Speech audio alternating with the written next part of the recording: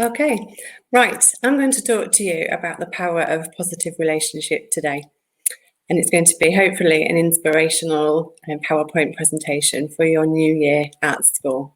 So my name's Emma Platt. My Twitter handle is @teaching Mrs. B.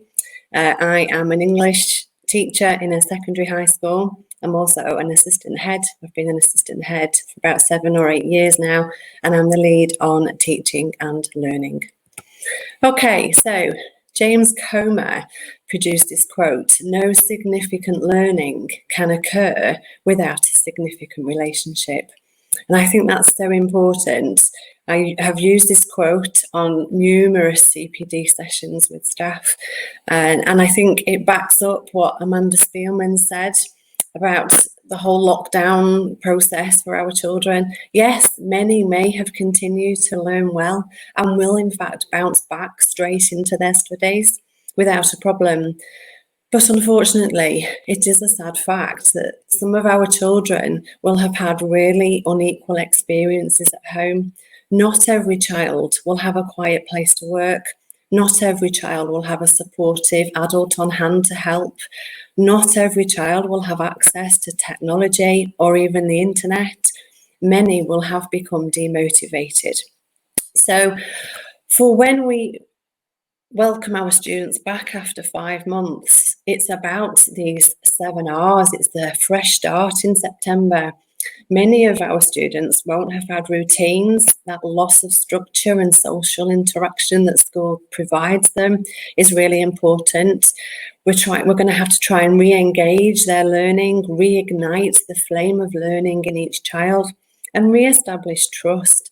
For a long time, for 5 months, one thing in their life was the teacher. Every day is the same teacher, same day, and all of a sudden that stopped. So it's about looking at reconnecting some sort of normality in our children's lives and looking at the positive relationships, reskilling and rebuilding their confidence as learners, and looking at the resilience that they have in them. Now, Rita Pearson, anyone who knows me knows how much I use this lady in my presentations. In her TED Talk, "Every Kid Needs a Champion," I think this is the most powerful TED Talk that I have seen. And she talks about one of the things that we rarely discuss is the value and importance of human connection, relationships. On Twitter, I saw a teacher who did this activity with her class: "I wish my teacher knew." And that one question can change everything for our students. And I think maybe give that a go for the first week back. We don't know what our children have been through for those 5 months without our care. I wish my teacher knew that my dad worked 2 jobs and I don't see him much. I wish my teacher knew I don't have a friend to play with. I wish my teacher knew I don't have pencils at home to do my homework.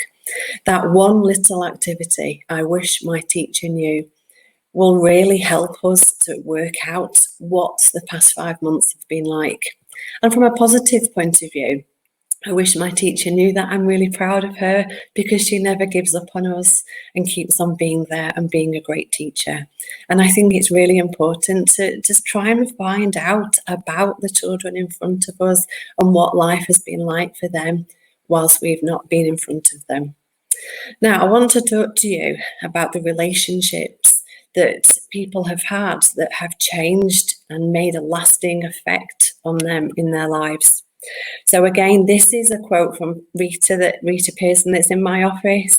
"Every child deserves a champion, an adult who will never give up on them, who understands the power of connection and insists they become the best they can possibly be." And for us as teachers, it really is about us being the adults who never gives up on them, who really believes in them and never sort of gives up on anything that you believe that they can do. Now, in front of you in your class, you could have the next person to walk on the moon.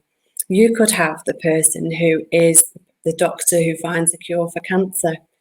You just never know. When my mum was at school in the 60s, and she said to her teachers, "I want to be a midwife."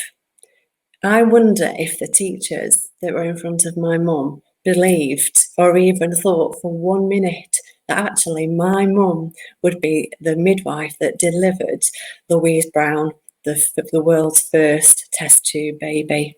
And that is amazing. And therefore, I think as teachers, don't let students limit their own potential. Allow them to believe in themselves.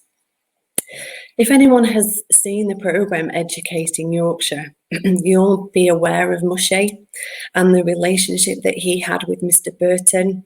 Mushy had a stammer and Mr. Burton helped him overcome that. And if you look at Mushy now on Twitter, he has over 51,000 followers and he is a motivational speaker. And there is no doubt in my mind that Mr. Burton is the reason for that. And I think that that's a really positive outcome of the relationship the teacher had with the student. And if you've seen the King's Speech, that technique where he was reading a poem aloud whilst listening to music through headphones really helped Mushy overcome his stammer. Similarly, if you ever watched the BAFTAs in 2018, Sir Ridley Scott, he was given the prestigious Fellowship Award. And at 82 years old, he talked about in his speech the fact that teaching is the most important of all professions. And he still referenced his teachers all of those years ago and the positive relationship and the positive impact his teachers had on him. He talks about his experience of education and was very positive. He talked about positive teachers who were genuinely interested in the students and how his teachers inspired him. And I think that's really, really important, and an important thing for us to remember, how to be genuinely interested in our students' lives. Michelle Obama, in her book Becoming, three sort of lines here that really resonated with me when I read it. You belong, you matter, I think highly of you. And I think that's something we could share with our students as well, to really make them believe that actually they do belong at school, they do matter to us as teachers, and how highly we think of them. And I know that Michelle Obama talked about the teachers that taught her girls, and she said that kids will invest more when they feel they're being invested in. And again, I really think that's important. So what do the children think? Now, Blair Minchin, he knows that I'm sharing this today. He asked 50 primary school children in 4 words, what do you want from school? And it really makes you think about the why of education. And all of these words were the answers basically for these children. And the bigger the word, the more it was mentioned. And you can see for the primary school children, it was about friendship. The children haven't had any contact in school. And so next week, it will all be about finding those friendships again. And the same thing was asked of secondary school children. And again, friendship was the most popular answer. When the teachers were asked, the most popular answer was relationships. I know we are all excellent at building relationships with the children that we teach. It's just about making sure that the relationships are there for us in September. So I'm going to share some tools and tips with you to help grow relationships with our classes.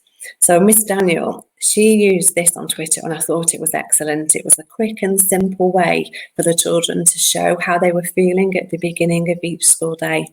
On every peg was the child's initial, and you could turn it round so that they could remain anonymous, so they could share if they were struggling, whether they were doing great, whether they were doing okay. I thought that was something useful that you could use in class. Also, figure me out, using maths to get to know your class. I thought that was excellent. A really good way for a child to find out more about their teacher and perhaps more about their friends and more about themselves in their class. Thinking about how to use maths to work out their shoe size, their birthday month, and the number of people in their family. I thought that was nice. From Miss Milne on Twitter, I thought this was great. She has written a birthday card for every single person in her class to ensure that throughout the year, every child gets a birthday card. And again, it's about building bonds, making students feel special, no matter what age of the child. I think that they would really appreciate that and they would feel special. So again, I've got 6 tips here for building positive teacher-student relationships. Get to know your students. Set high expectations for your classes. Be empathetic. Show your vulnerable side as well. You know, show your students what you've been doing during lockdown. I think that was a really good idea. And also think about your relationships with colleagues, people that you work with, people that you've worked with for years that you've not seen for 5 months. I do a staff shout out board. Staff have post-it notes that they can stick on and say thank you for something that people have done. Maybe it's a little job that they've helped you with, and that really helps to see when you've been sort of had a shout out.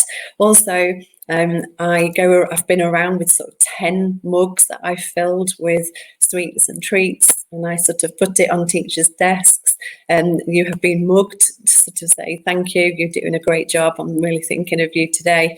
And then they pass it on around the staff as well. That worked really well in sort of building staff relationships. And also we talk about the colleague of the week as well.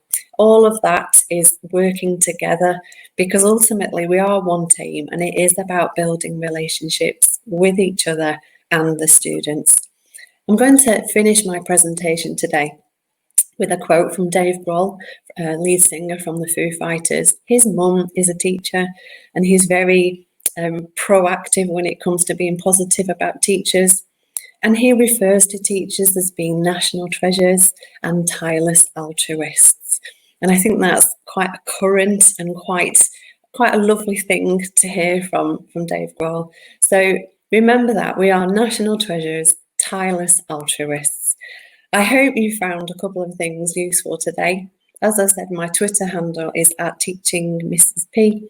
Drop me a line if you want to talk to me about anything further about my presentation. I wish you all the luck in September, and I know that everybody will be fantastic at building those positive relationships with our students.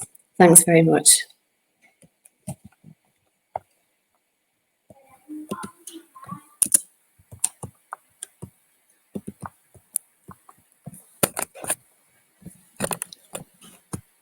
I've lost the sound. No, you haven't. It was me. Hi. I've said this to, I mean, everyone today has presented brilliant stuff again and again and again. And I got goosebumps listening to you. I really did. And that don't let students limit their own potential. Make children feel special. It's that recognition. Just allowing them to know that you notice them and that you recognize them. And you said about staff as well. It's so important.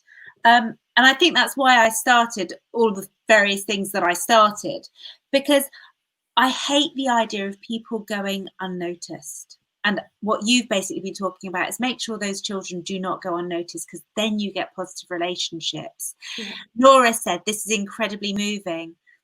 Sham said, I completely agree. And this one, I love here, Mr. Platt. There are on average 30 future influences in your class. They are the ones who can change the world. Exactly. And when you go through the thread and you see what everyone's written, I think you'll feel very, very choked up, because everyone thought that you were absolutely